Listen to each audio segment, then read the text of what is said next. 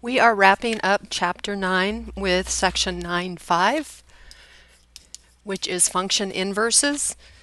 So we're going to determine whether the inverse of a function is also a function, and we're going to write rules for the inverses of functions. So we've done this earlier. We looked at inverses of functions in Chapter 7. There's a few extra things added on to that in this chapter.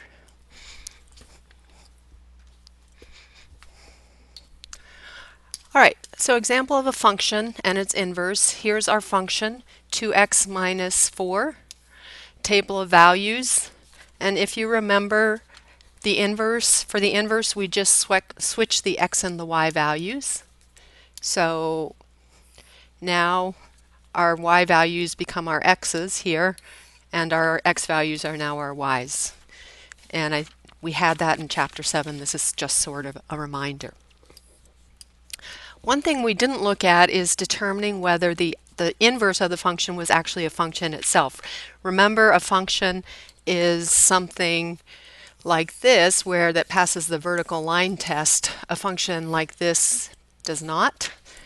So how do you determine if the inverse of that function is a function? Well, it's another line test. It's called the horizontal line test. So it says if any horizontal line passes through more than one point on the graph of a relation, the inverse relation is not a function. So if it doesn't pass the horizontal line test, the inverse is not a function.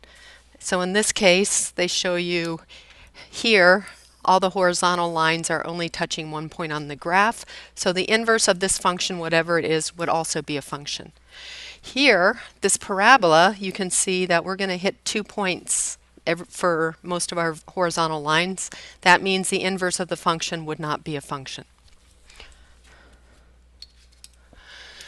All right, use the horizontal line test to determine whether the inverse function of the blue relation is a function. So here, horizontal line test, I can have multiple horizontal lines, and none of them is going to touch this blue graph in more than one point.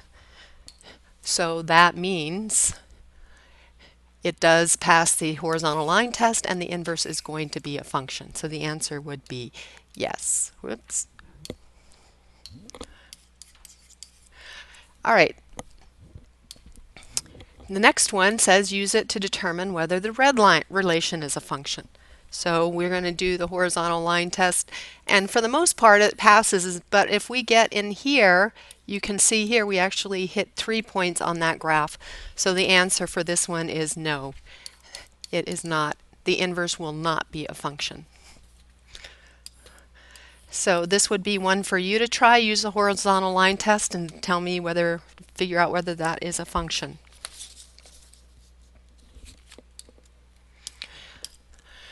All right, find the inverse of f of x equal cube root of x plus 1 and determine whether it is a function and state the domain and range.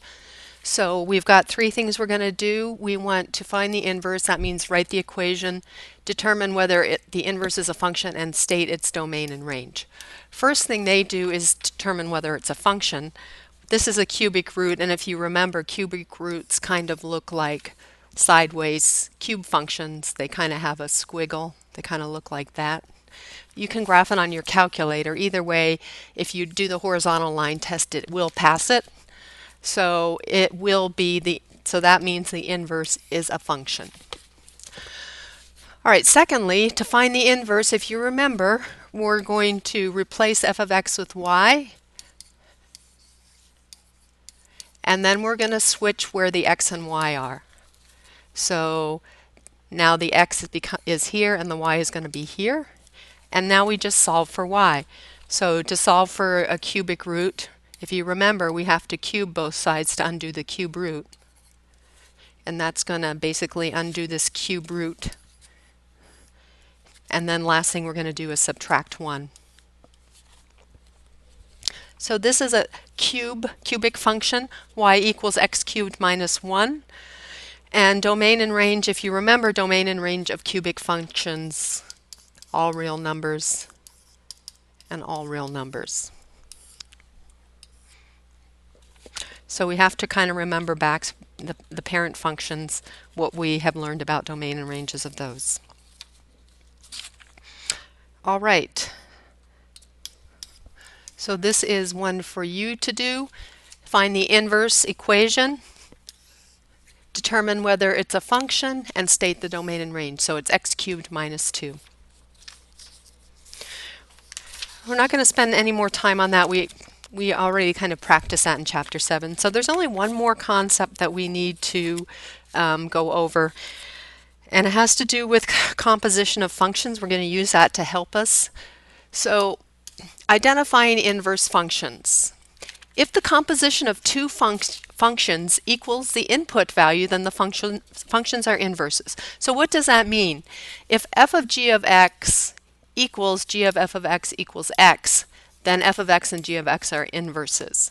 So it says if you make this the if you've got f of x is 3 of x and g of x is 1/3 x, f of g of x, so remember we're replacing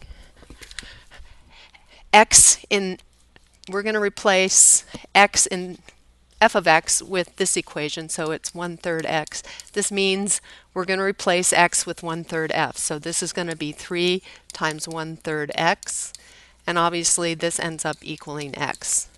G of f of x is the same thing. We're going to replace, it's going to be g of 3x, meaning we're going to replace the x in the 1/3 x with 3x. And you can see 1/3 times 3 is equal to x. So that's what they mean by equals the input value. They have to equal x. So the composition of the functions you have to end up with just the equation x, g of f of x, or f of g of x equals x. So determine by composition whether each pair of functions are inverses. So let's look at, so our two functions are 3x minus 1 and 1/3 x plus 1. So they start out with f of g of x.